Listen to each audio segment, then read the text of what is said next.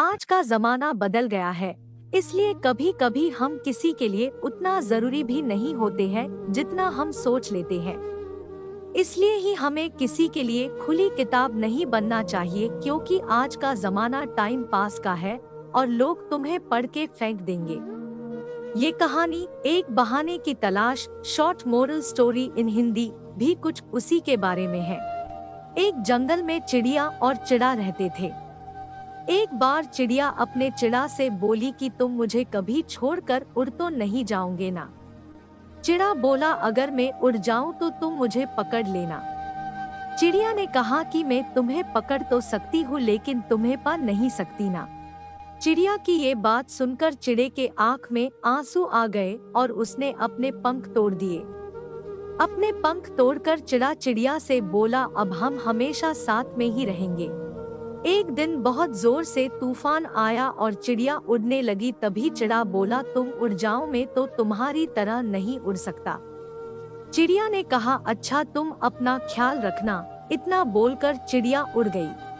जब तूफान थमा और चिड़िया वापस आई, तब उसने देखा कि चिड़ा मर चुका था और एक डाली पर लिखा था कि काश वो एक बार तो कहती कि मैं तुम्हें नहीं छोड़ सकती, तो शायद मैं तूफान आने से पहले नहीं मरता। इस कहानी में चिड़ा जितना चिड़िया के बारे में सोचता था, उतना चिड़िया चिड़े के बारे में नहीं सोचती थी। चिड़िया तो सिर्फ अपने बारे में ही सोचती थी। चिड़े ने चिड़िया की मीठी मीठी बातें सुनकर ना करना कर दिया और इसका यह परिणाम आया। हमें किसी के भी प्रति अपनी भावना व्यक्त करने से पहले सामने वाले को अच्छे से समझ लेना चाहिए।